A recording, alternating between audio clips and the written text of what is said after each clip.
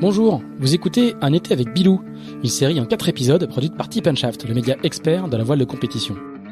Bilou, c'est Roland Jourdain, l'un des marins français les plus populaires. Dans Un été avec Bilou, nous allons dérouler avec lui le fil d'une carrière longue de 3 décennies, commencée à 20 ans avec la Mini Transat.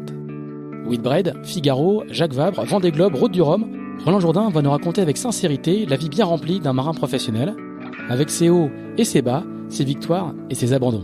Avec aussi, on va le voir, un engagement grandissant au fil du temps dans la cause environnementale qui l'anime aujourd'hui. Je suis Pierre-Yves Lotrou et je vous souhaite la bienvenue dans cet épisode d'Un été avec Bilou. Un été avec Bilou est sponsorisé par Carver. En cette année de Vendée Globe, les ingénieurs et les techniciens de cette société française d'accastillage, qui exporte près de 70% de son chiffre d'affaires, ne chôment pas. La quasi-totalité des IMOCA sont en effet équipés en Carver. Près de 80% ont choisi leur hook émerillon externe. Plus de 60% utilisent un emmagasineur Carver. Et je ne vous parle même pas des poulies et des bloqueurs. Et on me dit aussi qu'on trouve du Carver sur certains bateaux de la Coupe de l'Amérique, mais c'est top secret. Bref, pour votre bateau de course ou de croisière, vous savez ce qu'il vous reste à faire. Nous retrouvons Roland Jourdain pour ce deuxième épisode d'Un été avec Bilou. Nous sommes au début des années 1990, après une décennie passée à bourlinguer de la Mini Transat à la Whitbread, en passant par le Formule 40, le navigateur quimpérois va se mettre au Figaro au moment même où la classe devient monotype. Juste sur l'étape de la Whitbread. Juste sur l'étape de la Whitbread.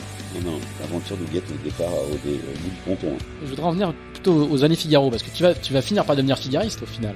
Au moment où le Figaro va devenir monotype, au début des années 90, t'es aux premières loges pour assister à la création du centre d'entraînement de Port-Laf et au passage qui est très important dans l'histoire de la voile de compétition du proto au monotype dans le monde du Figaro. Alors, tu deviens effectivement figariste, on peut dire ça à cette époque-là au début ? Non, au début on peut pas dire. Je deviens, je vais pas dire comme tout le monde, mais en fait il y a un engouement là autour de ça. C'est vrai que la frustration de la JOJOR et des 2 ou 3 marques Glaren qu'il y avait, et enfin le circuit était tué quoi par quelques favoris, donc l'arrivée de la monotypie ça fait tilt et on veut tous en être.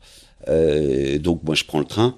Il se trouve que donc Lionel Péan avec qui j'ai travaillé monte une écurie de course à Saint-Malo. Il achète 3 Figaro et il m'en propose un.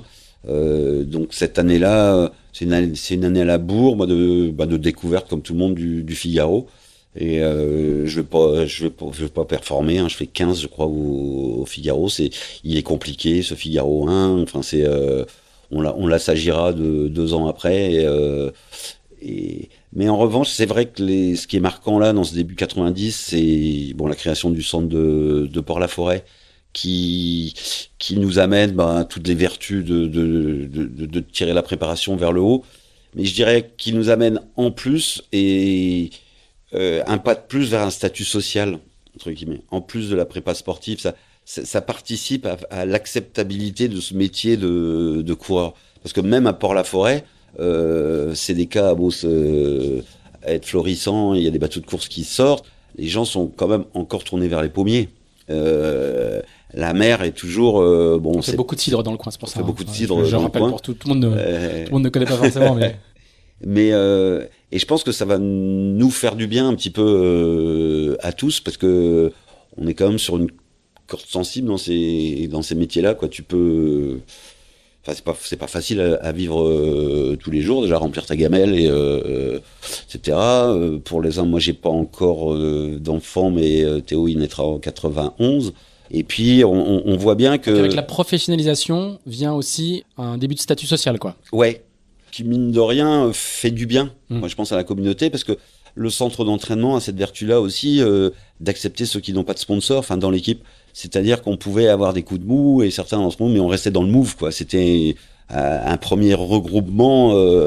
D'ailleurs, on ira un petit peu loin parce qu'on voudra créer une association de coureurs d'océan qu'on fera d'ailleurs pour réclamer un peu plus de justice sociale, etc. Bon, c'était les grands. Mais en tous les cas, c'est un fait marquant. Et puis le début hors le côté course. Quand tu disais que je deviens figariste, on l'a appris avec le circuit de Formule 40 et on va le remettre en œuvre avec la classe Figaro. des gars comme Jean, Le Cam ou Gaëtan, même il y avait Alain Collet aussi à l'époque et tout ça. C'est pas le tout de faire les meilleurs bateaux du monde ou les meilleures innovations du monde. Si elles sont pas vues et si elles courent pas, ça sert à rien, quoi. Et donc, faut apprendre à discuter et à créer un circuit, à discuter avec les autres et à créer un collectif.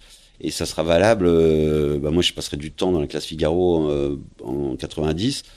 J'en ai passé dans la classe Formule 40, mais minot et pas dans l'investissement des autres. Et puis, ça sera le cas en IMOCA aussi après. De l'importance de voilà, c'est pas le tout d'avoir une partie du spectacle. Si on n'a pas l'autre, ça marche pas, quoi. Est-ce que c'est pas aussi le moment où vous découvrez tous un petit peu quand même l'entraînement ? C'est-à-dire que comme la monotypie est là, la différence, ça va se faire sur le savoir-faire pur, et sur les manœuvres, sur la capacité à aller vite. Et ça, quand tous les bateaux sont identiques, il faut passer plus de temps sur l'eau. Alors qu'à l'époque des McLaren, ouais, elles s'abîment quand on les sort du garage, quoi.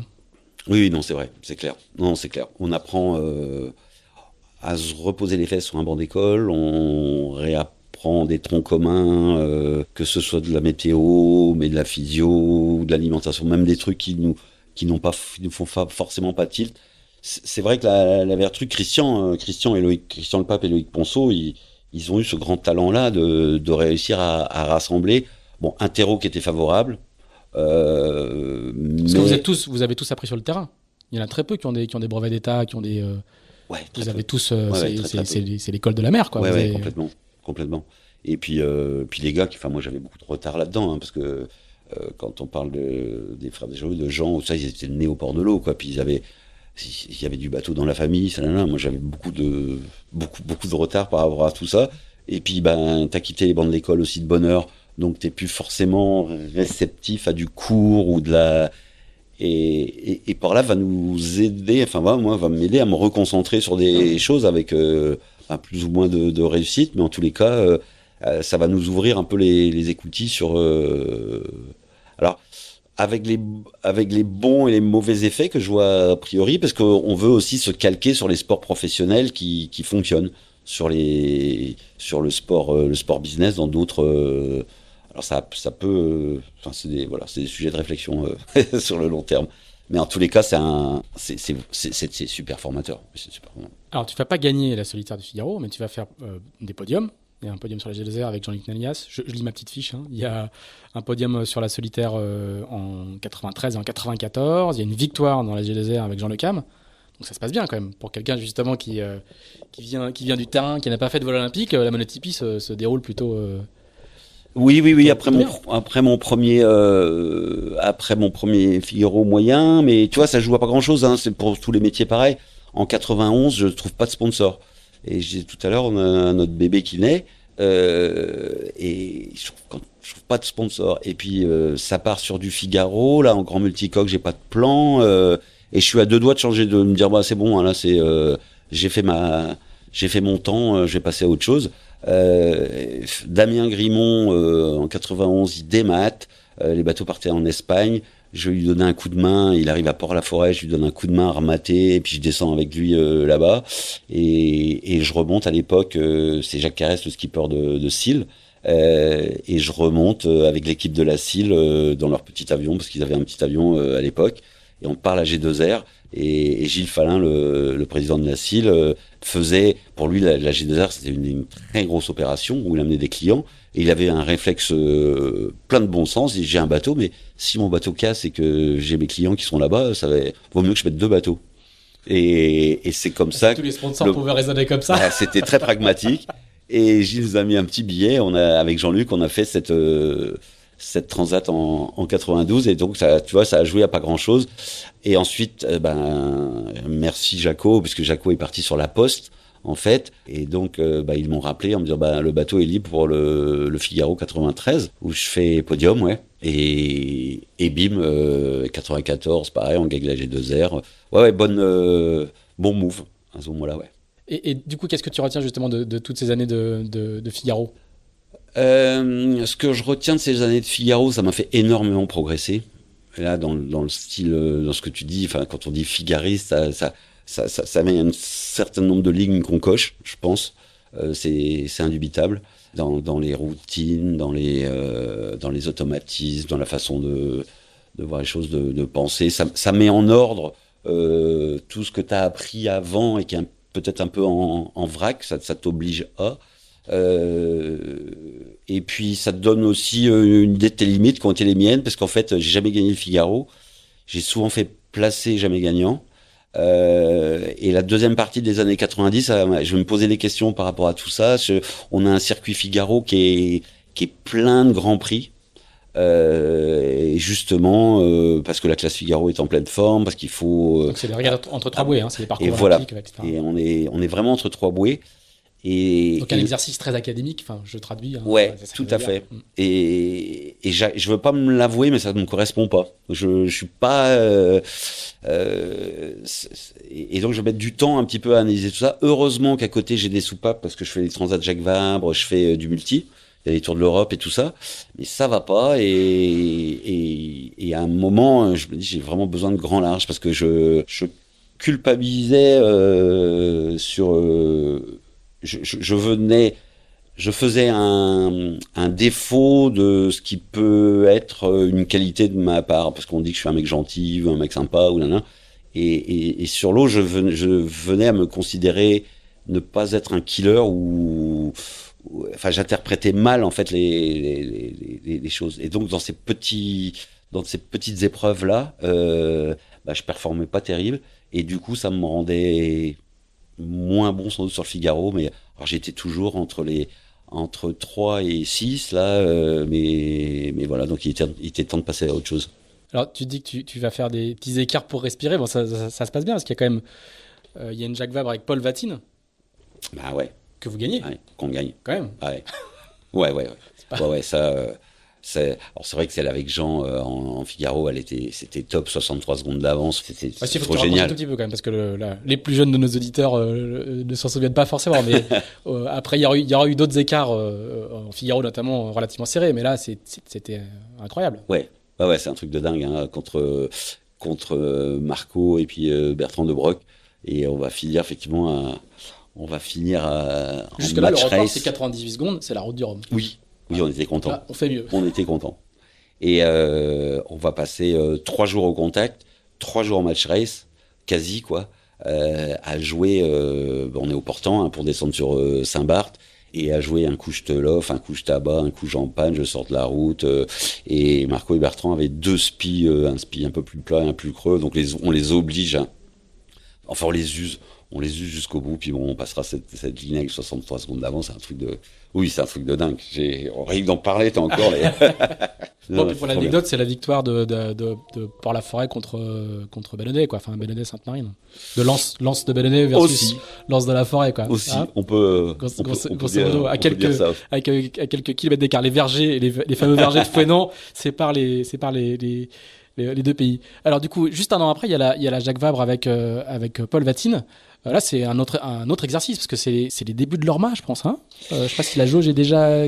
Si les bateaux c'est les débuts de l'Orma. C'est les débuts de l'Orma. Donc là, c'est un truc complètement différent. C'est à fond au reaching jusqu'au poteau noir. Alors, je sais pas, non, je m'avance un petit peu, je ne sais pas, ma mémoire fait défaut, je ne sais pas. Non, c'est pas le poteau noir, parce qu'on était Carthagène. C'est Carthagène, mais c'est un truc de dingue. Oui, c'est un truc de dingue, parce que Polo me propose de faire la saison, enfin, de faire le tour de l'Europe avec lui. Et dans son idée, il ferait bien la Jacques Vabre avec quelqu'un, mais il sait pas trop. Donc c'est un peu spé, mais moi je me pose même pas la question. En fait, c'est déjà faire le tour de l'Europe sur ce bateau-là. On partait de Venise et tout. Et donc on fait un super tour de l'Europe. Et à la fin du tour de l'Europe, ou pendant, je sais plus, il me propose de faire la Jacques Vabre. Oh, c'est trop bien, quoi. Et cette course sera effectivement, comme toutes les Jacques Vabre, toutes les courses qu'on fait, elles vont être merveilleuses. On gagne, là, pour le coup, aussi 20 minutes devant Francis et Jacques Vincent. Donc, vraiment grosse bataille à la fin. Et puis, Polo, on a une pensée pour lui, hein, qui est dans les étoiles, lui aussi, mais quel personnage, quoi. Quel personnage, le prince de Normandie, quoi. Enfin, c'est autant humainement que sportivement, c'est vraiment des souvenirs de dingue. C'était un personnage assez particulier. Enfin, là aussi, il faut donner peut-être quelques éléments de contexte. Hein. Pas du tout né dans la voile, pas du tout breton, à vrai, justement. avec, je sais pas si on peut dire ça comme ça, une forme de peut-être de revanche sociale à conquérir tout le temps, et qui du coup, il était pas breton, il le disait assez souvent, on lui reprochait aussi assez souvent, et qui du coup va faire la nique à tout le monde en gagnant une tornade de Vabre. Et là, il est dans la cour des grands après des années à la revendication sociale des quartiers populaires et tout ça. Être le représentant de la région Haute-Normandie, pour Polo, déjà, c'était un Graal. Et Polo, bon, c'est pas son éducation judéo-chrétienne ou pas, là, mais la réussite est dans la douleur, quoi. Il fallait souffrir, quoi. Et, alors, c'est pas pour ça qu'on rigolait pas, mais il valait mieux qu'il ait un bout en train quand même pour dire, allez, maintenant on sourit, quoi. Mais ce qui fait que, il fallait trouver et plein de trucs, plein d'astuces. Alors, comme Polo était amoureux de Claude François, et ben pour essayer un Genhiker, on était à Alexandrie, et hop, et ça détendait l'atmosphère.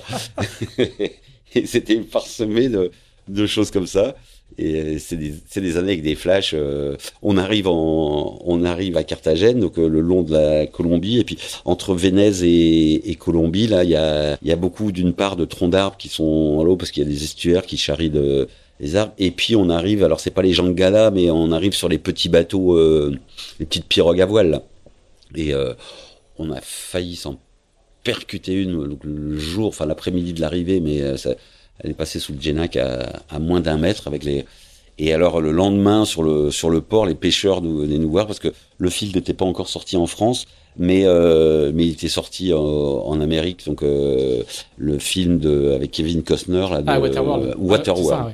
Et donc tous les pêcheurs là-bas, c'était pour lesquels on avait construit 1 ou 2 plans VPLP, je crois, des trimarans. Un sister ship de Pierre Ier, du groupe Pierre Ier. Et donc Waterworld, c'était le monde de Waterworld. Ce qui m'a donné, c'est aussi des signes de choses que je fais plus aujourd'hui, mais de ce décalage dans ce qu'on fait en course au large et dans ces destinations et ces accès à l'autre.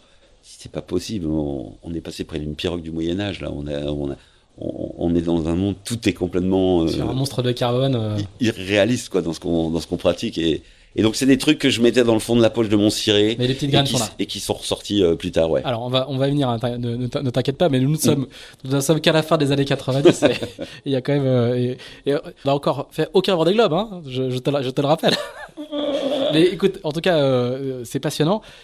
Tu vas continuer comme ça à faire du Figaro quasiment jusqu'à la fin des années 90, hein. Il va y avoir encore dans mes fiches, là j'ai encore 5 ou 6 solitaires jusqu'à la fin. Il y a aussi encore une Jacques Vabre avec Francis Joyon aussi, toujours.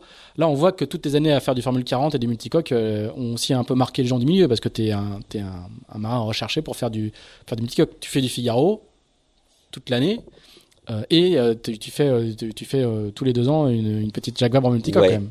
Jacques Vabre, et puis il y a les Tours de l'Europe, hein. Les Tours de l'Europe, il y a eu avec Laurent Bourgnon, avec Fuji, avec Loïc, voilà. En 93, avec Polo, avec Francis.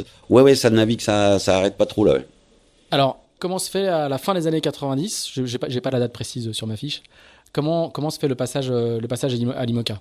En fait, j'ai la chance, hein, chance d'avoir un sponsor qui m'écoute, qui suit aussi les Jacques Vabre, et ce qui est intéressant, là, la CIL n'est pas une multinationale, mais on a un joli deal qui me fait naviguer en Figaro avec eux. C'est un groupe agroalimentaire qui fait beaucoup de produits, dont des jus aussi, effectivement. Et en fait, l'opération de communication, elle est chouette parce que je fais le Figaro sous les couleurs de la CIL. Je suis employé CIL parce qu'il y a une structure CIL compétition. Et puis, le reste du temps, quand je fais des prestations, entre guillemets, sur les multicoques, ça sert aussi à la communication de la maison, puisque c'est un peu le coureur maison qui fait ça. Donc on s'entend bien, mais bon, il le voit aussi, Gilles Fallin et l'équipe, que je gagne pas le Figaro, quoi. Je monte pas sur la. Et en partageant ces sensations et tout ça, ils ont aussi envie d'aller un peu plus loin. Le Vendée Globe 96 se passe. Moi, je suis ça de loin. Je les ai pris pour des fous, les gars du Vendée Globe. Enfin, le premier Vendée. Enfin, j'ai suivi ça comme à l'époque, tu sais, de la même façon que moi, c'était Tabarly et pas du tout Moitessier. Je comprenais pas qu'un mec qui soit en tête d'une régate continue pour aller se bronzer au soleil. C'était j'ai beaucoup changé depuis, mais c'était hors de ma pensée. De la même façon, ces gars du Vendée Globe, ok, ils vont se trimballer un bateau, alors risque et péril, mais c'est pas une régate, c'est pas une course. Enfin, j'ai pas le logiciel de brancher. Trop de voyages, pas assez de courses. Ouais, un truc. Et puis le Vendée Globe 96 est vraiment douloureux. Et là, moi, ça me conforte puisque après 95, on rappelle juste, il y a la disparition de Jerry Roufs, il y a les sauvetages de Thierry Dubois, de Raphaël Dinelli, voilà, et puis de notre ami anglais dont je ne connais que lui, oui. Tony Bellimore. Exactement. Voilà, donc, d'ailleurs, c'est un Vendée Globe assez structurant, les courses au monocoque derrière. Exactement. C'est-à-dire que c'est quand même là, grosso modo, que va naître l'IMOCA.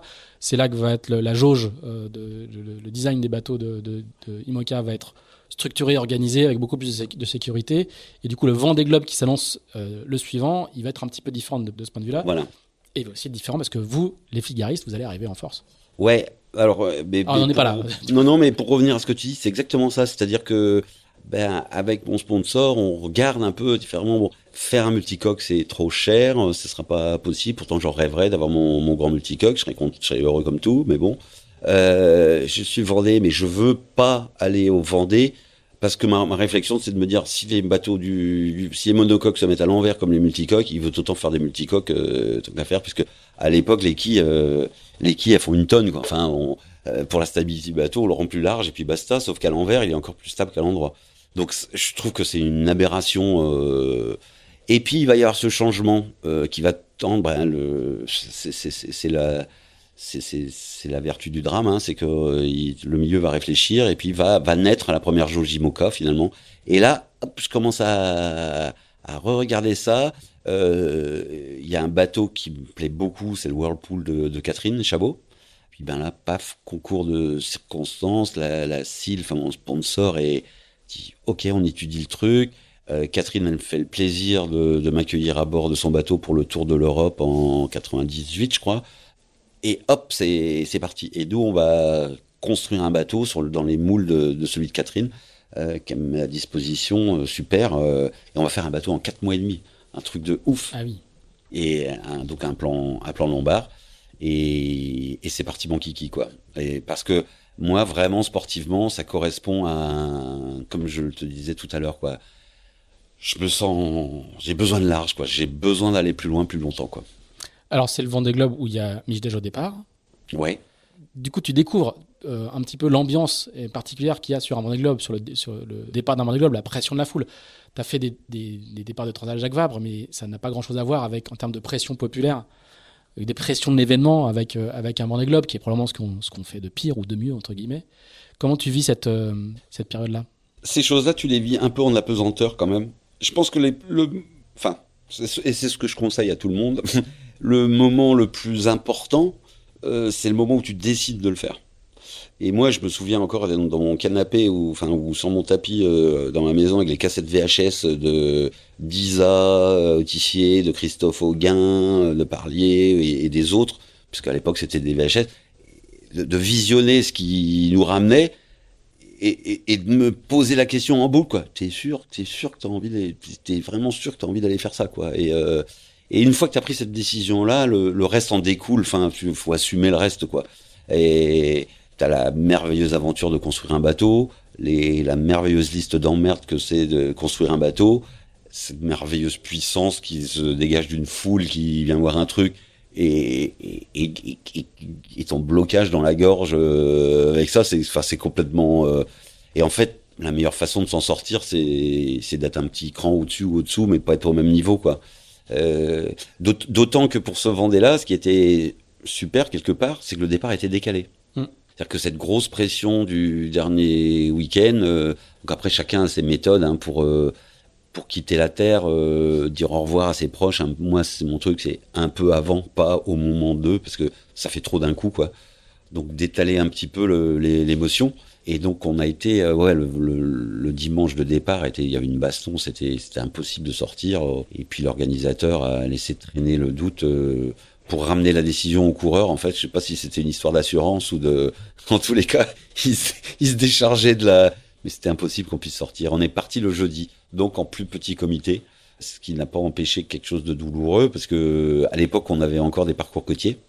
ce qui aujourd'hui est complètement terminé parce qu'il y a trop de risques. Il y a trop de risques. Et la preuve, moi j'y ai laissé une dent sur ce parcours côtier parce que je me suis cassé une dent en évitant en mettant un coup de pilote, enfin en débranchant mon pilote pour éviter une vedette de visiteurs là.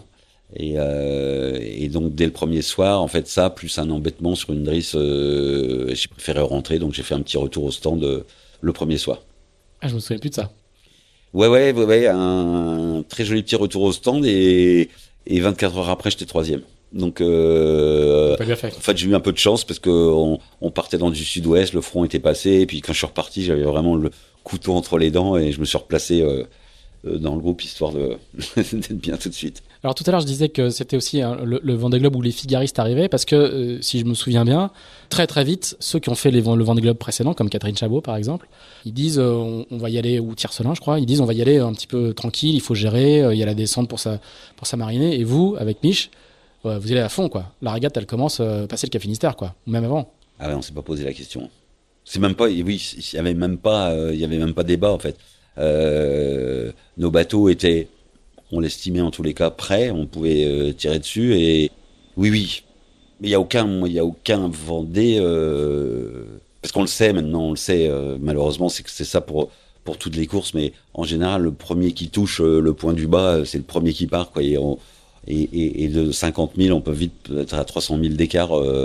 Quelques jours, donc on sait qu'il faut rien lâcher dans la descente. Bon, qui est en plus un exutoire tel, on est resté pendant plus de 3 semaines à tourner en rond dans nos cages au Sable d'Olonne ou ailleurs. Enfin, c'est le dénouement, c'est la fin d'un truc et le début donc tu peux pas faire autrement quoi. C'est trop bien. Les conditions climatiques sont bonnes, tu peux y aller et tu te fatigues beaucoup sur une descente de l'Atlantique. Et tu perds du poids, moi qui aime bien bouffer et qui suis parce que tu oublies, c'est dans les ragates, t'es au taquet quoi. Mais ça c'est nouveau en fait. Alors c'est peut-être bon, il y a une logique, tu me diras, c'est nouveau, mais et ça va être extrêmement compliqué pour les prochains qui partent là, parce que vu la puissance des engins et ça, ils ont encore d'autres questions à se poser sur la gestion quoi. C'est vrai que c'est bête de dire qu'il faut être toujours à fond. Parce que c'est pas vrai, sur nos bateaux, on passe notre temps à moduler. Mais en tout cas, c'est plus facile de débattre de ça tranquille au bureau ici que quand il est. Enfin, en tout cas, à l'époque, l'impact que vous mettez dans cette première partie de course, il est noté, quoi. C'est pas, le rythme est quand même un petit peu différent et on sent que les années Figaro, la décennie que vous avez passé à faire tous du Figaro, a beaucoup d'impact sur la manière dont la course est menée. Ouais, sans doute, ouais. Comment se passe ce premier Vendée Globe, du coup, du point de vue de ton point de vue à toi, ce premier voyage en course? Bah écoute, ce premier voyage en course, bon, c'est vrai que moi dans les cases à cocher, je connais en équipage. Je suis un mec sociable, mais j'aime bien vraiment être bien tout seul. Il y a plein de choses que je fais longtemps tout seul. Et honnêtement, je pensais que je reviendrais changer. Mais changer dans le sens une hauteur sur la vie, philosophe, voilà exactement. Un peu plus de silence entre chaque phrase. Et, tout à fait, exactement. un ciré aux couleurs du Dalai Lama, enfin, et pas du tout. Le truc c'est que pas du tout. Et tu reviens et c'est hyper frustrant dans ce sens-là parce que honnêtement, alors hormis l'amour que j'ai pour mes proches et tout ça, j'aurais bien continué après les sables quoi. T'étais dans un ring, enfin c'était un ring voilà qui me convenait, qui était en régate, c'est où taquet. Tout le monde sait, et puis c'est classique de dire que le Vendée Globe c'est un problème par jour, et mais quand t'as tourné le Cap Horn, alors je dis ça mais ça m'est pas arrivé à chaque fois pourtant, et que tu fais la remontée en laissant quand même tellement de choses assez rudes derrière. Mais qu'est-ce que c'est bon. Et là, il peut tout se passer, t'es en osmose avec ton bateau, mais t'as été en régate, 24 heures moins les heures de sommeil que tu t'es accordé à bord, mais tout est sur la régate. Donc, c'est facile dans ce sens-là. T'es pas seul, alors tout à fait des progrès par rapport aux pionniers aussi, les positionnements, les classements, t'as mine de rien un lien avec la Terre que tu recherches pas forcément, je le recherche pas à fond, mais t'es quand même dans un bain de sécurité relative parce que t'es dans la compète. Et donc, tu fermes les œillères sur sur du danger potentiel ou ou c'est des trucs qui n'ont pas lieu d'être là puisque t'es bien dans ton truc et tu fais ton truc. Le Vendée Globe, le mien, il est comme celui des autres. Je pense que c'est les plus beaux moments, parmi les plus beaux moments de mer et parmi les pires. Mais en même temps, les plus beaux, ils sont là grâce ou à cause des pires. Enfin, voilà, tout est démultiplié. Ils sont beaux parce qu'il y a des pires. Voilà, c'est vraiment ça.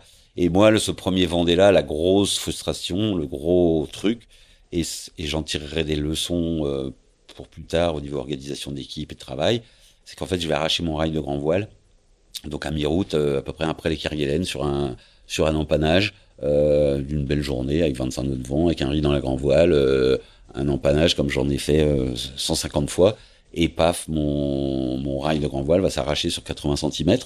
Tout ça sur une erreur, on n'a pas de hook à l'époque, donc les grands voiles sont tendus sur des drisses de brin, un rail Arken avec des chariots, des vis toutes les 10 cm, qui sont des vis en aluminium pour gagner du poids, et uniquement sur 80 cm à chaque grille, des vis tous les 5 cm qui sont en inox. Et donc ça va s'arracher, je vais pas comprendre, puisque la chose, on l'a vérifié 2 mois plus tôt, en changeant toutes les vis et en révisant. Mais quand je vais récupérer mon chariot et mon rail, je vais voir que les vis, c'est des copeaux d'aluminium. Donc il y a une personne qui, le temps d'un quart d'heure d'inattention, a oublié de mettre des vis inox et a remis des vis en aluminium là où il y avait de l'inox. Et ça va me faire penser aux erreurs bêtes c'est 10 minutes sur 2 ans de préparation. Je sais plus quelle capsule Apollo avait explosé parce qu'il y avait un chiffon dans le carburateur ou un truc comme ça. Et donc c'est pour ça que je suis un maniaque des checklists et des choses à faire, à vérifier. Mais c'est des souvenirs qui marquent. Donc je ferai 3 à ce Vendée, ce qui est pas mal, c'est un podium. Mais bon, je lâche les baskets de Mich, on était ensemble à régater. Bon, Hélène, elle reviendra du Diable Vauvert, mais super. Enfin bon, super Hélène. Ouais. Et moi, pendant ce temps-là, si tu veux, faut prendre son parti. Donc, j'ai traversé mon Pacifique avec un moteur de 2 chevaux dans ma Ferrari, parce que je peux pas aller réparer tant que je suis en mer. Puis, je m'arrêterai au Cap Horn. En fait, ça donnera aussi lieu. C'est là où c'est un métier formidable. Et la course, c'est dingue. C'est que aller mouiller à la voile dans une petite baie, la Caleta Martial, enfin, c'est du sport. On va dire, mais t'es pas dans le sport. Enfin, quand t'es sur ta tête de main dans un paysage comme ça, tu te dis, mais c'est quoi ma vie, là, quoi? C'est fou. Et ça mettra beaucoup plus de temps que prévu, mais j'arrive à réparer et ça repart et ça continue et ça fait partie des plus beaux moments, encore plus que la coupe, quoi. Enfin, c'est dans les petites graines de ce moment-là précis, si mes souvenirs sont bons, pendant que tu es en tête de mât, il y a un paquebot avec des touristes qui passent. Alors, oui, c'est lors de mon dernier empannage avant d'arriver au Cap Horn, donc c'est vrai que le métier de solitaire, c'est métro boulot dodo, hein, c'est-à-dire que je suis en tribord, je me dis tiens, allez, j'ai une sieste de 20 minutes, je mets les 20 minutes, ça sonne, réveil, je remonte le traveler, je prends de la bastaille, je regarde pas, je ne m'extasie pas à chaque seconde du paysage merveilleux dans lequel je suis, donc je regarde juste mes bouts un peu pas réveillés, et tout d'un coup je sursaute, il y a une sirène à 300 mètres de moi qui fait pou, pou, et je tombe sur un paquebot de touristes. Et là, pour le coup, je me pince, quoi, parce que je me dis, attends, mais on est où, là? Et donc, je vais empanner, à tel point qu'il va m'empêcher d'empanner, parce qu'il fait route parallèle. Je vais empanner, relofer, et là, je suis sous les caméscopes et sous les appareils photo, et j'en reviens pas. Et 2 heures après, donc, je finis mon bâbord, pour aller, donc, tourner l'île du Cap Horn, là où, dans cette anse-là, ce cargo-là, ce paquebot-là s'est arrêté, pour faire tamponner les passeports des touristes, puisque le gardien de phare tamponne les... Donc toi, tu fais le Vendée Globe, t'as pas ton passeport de tamponner, et c'est vrai, je me rappelle une vidéo que j'avais faite où je suis sous le choc, quoi. Je dis, mais bientôt, il y aura les cabanes à frites ici, mais ça fait 2 mois que j'en baffe pour venir voir ce caillou. Et oui, c'est de la relativité aussi de ce qu'on entreprend dans la vie, quoi. Il y en a qui sont venus entre jacuzzi et puis backgammon regarder le Cap Horn. L'autre fait marquant par rapport à tout ce que tu racontes depuis le début, c'est que c'est ton pote d'adolescence qui est sur la plus haute page du podium. Enfin, vous, après des années à retaper un Muscadet quand vous aviez 15 ans, vous faites le Vendée Globe, quoi. Ouais, c'est... Ça, de toutes les histoires, on est au 19e épisode de ce podcast, il y a quand même très souvent des histoires où des gens qui ont commencé ensemble à 15, 20 ans et se sont retrouvés 20 ans plus tard au plus haut niveau. Il y a quand même une forme d'émulsion particulière dans ce coin, quoi. C'est étonnant, hein. Ça serait intéressant que quelqu'un s'en empare pour décrypter ça. Je sais pas, est-ce que c'est dû au hasard, le hasard de la rencontre, c'est sûr, au démarrage. Mais pourquoi vraiment avec des gens tellement différents, pourquoi quelle est la part de du travail, de la rencontre, du hasard, de l'émulsion, le centre d'entraînement, tout ça, enfin. Et puis il y a nos égos, hein, aussi, je pense. Enfin, t'as envie d'avoir t'es le plus rapide du bas du bourg ou du quartier, quoi. Et puis il y a le plaisir. Enfin, il y a aussi le plaisir cumulé, mais. Et ça vous arrive d'en discuter quelquefois? Quand je sais pas, est-ce que tu dînes quelquefois chez Mich où tu discutes de quand vous aviez 15 ans? Vous êtes des copains de 40 ans ou aujourd'hui vous êtes des collègues dans un secteur? On se voit pas personnel, mais on se voit pas souvent avec Mich. Je pense que Mich, il fait partie des gens, si j'ai un gros problème, il sera le premier à appeler, et l'inverse est totalement vrai. Il n'y a pas besoin de faire des... Jean-Luc, Nélias, on se voit régulièrement, comme des copains, quelques autres aussi. Et il y a certains autres, on sait que, quoi, il y a des balises comme ça, mais on a d'autres façons de fonctionner, on n'est pas tout à fait pareil, mais c'est vrai qu'on aura fait ça. Mine de rien, ça, encore une fois, ça balise le terrain. Et puis, si on s'est rapproché à l'adolescence, c'est qu'on avait des atomes quelque part, quoi. Voilà, on va laisser Roland Jourdain se remettre de ses aventures pour le retrouver la semaine prochaine. Merci d'avoir écouté cet épisode d'Un été avec Bilou, produit par Tip & Shaft. Si vous l'avez apprécié, n'hésitez pas à le partager, n'hésitez pas non plus à nous dire ce que vous en pensez, en bien ou en mal. Merci également à nos amis spécialistes de l'accastillage de Carver, partenaires de cette série. On se retrouve la semaine prochaine pour un nouvel épisode d'Un été avec Bilou.